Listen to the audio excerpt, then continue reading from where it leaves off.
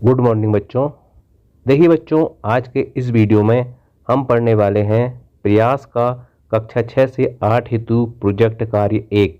बच्चों, आपको इस वीडियो में सभी प्रश्नों के उत्तरों को व्याख्या सहित समझाया जाएगा।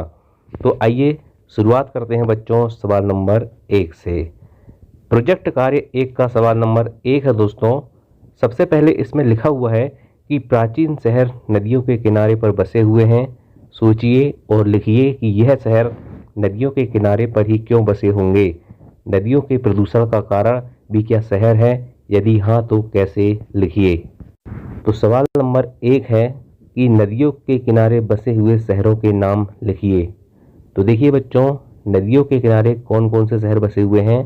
सबसे पहले दोस्तों आपको नाम याद रखना है बच्चों, आगरा। आगरा शहर यमुना नदी के किनारे है। हरिद्वार शहर गंगा नदी के किनारे है। कानपुर शहर गंगा नदी के किनारे है। बद्रीनाथ अलकनंदा नदी के किनारे है। इलाहाबाद गंगा और यमुना नदी के किनारे है। लखनऊ गोमती नदी के किनारे है। और जबलपुर नर्मदा नदी के किनारे है। देखिए बच्चों, शहर की बात हो रही है। जैसे मैं बोल रहा हूँ कि जबलपुर, तो जबलपुर शहर की बात हो रही है, ठीक है। ये मत सोचना कि पूरा जबलपुर जिला ही नर्मदा नदी के किनारे स्थित है। देखिए बच्चों, जबलपुर एक शहर है, ठीक है, और जबलपुर एक क्या है, जिला भी है। ये मान के चलिए जबलपुर जिला है और जबलपुर जिला में दोस्तों एक जबलपुर शहर होता है।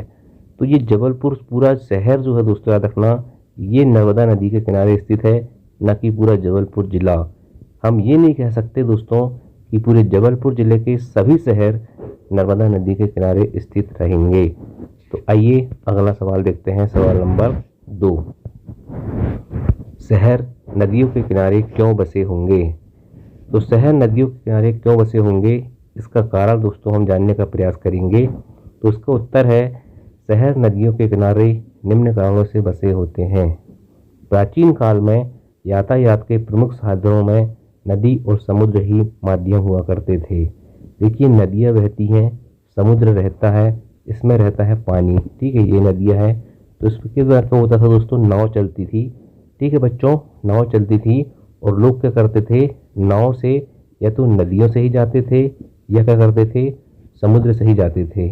तो नदियों के किनारे शहर रहता था, तो ये क्या करते थे, फटाक से अपनी नाव लेके नदी या समुद्र में जाते थे और दूसरे शहर को चल जाते थे। तो दूसरा शहर भी कहाँ रहता था, किसी न किसी नदी या समुद्र के किनारे ही होता था। दूसरा कारण है, कृषि कार्यों के लिए नदियों से सिंचाई की जाती थी। बच्चों, आपको पता है कि कृषि जो है बिना पानी के नहीं की जा सकती। और पानी कहाँ रहता है, नदियों में ही रहता है या समुद्र में रहता है। इसलिए दोस्तों ये बच्चों याद रखना कि कृषि कार्यों के लिए जो नदियों से सिंचाई की जाती थी, वो कहाँ से की जाती थी, नदियों से की जाती थी। इसलिए उस समय के जो लोग थे, वो शहर के लोग थे, वो नदियों के किनारे ही बसना पसंद करते थे। नंबर 3 है कारण है, व्यापारिक दृष्टि से भी सामान को लाने व ले जाने के लिए नदियों के माध्यम से ही शहर तक पहुंचाया जाता था। अगला सवाल है, प्रदूषण के कारण। तो इसका उत्तर है, शहरों में देखिए प्रदूषण के कारण बहुत सारे होते हैं, लेकिन यहाँ पूछा है कि शहरों के कारण नदी प्रदूषण कैसे होता है।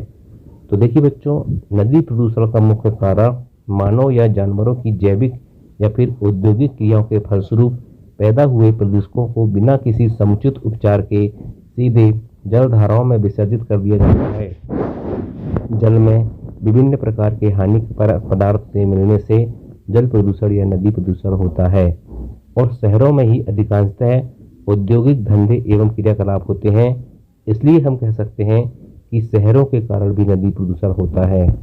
तो बच्चों, प्रोजेक्ट कार्य 1 के ये 3 सवाल ही थे। इसके साथ ही प्रोजेक्ट कार्य 1 यहीं पर समाप्त होता है। आपको दोस्तों बच्चों कैसी लगी क्लास, कमेंट करके जरूर बताना। वीडियो पसंद आया होगा तो वीडियो को लाइक करना। Thank you. जय हिंद, जय भारत।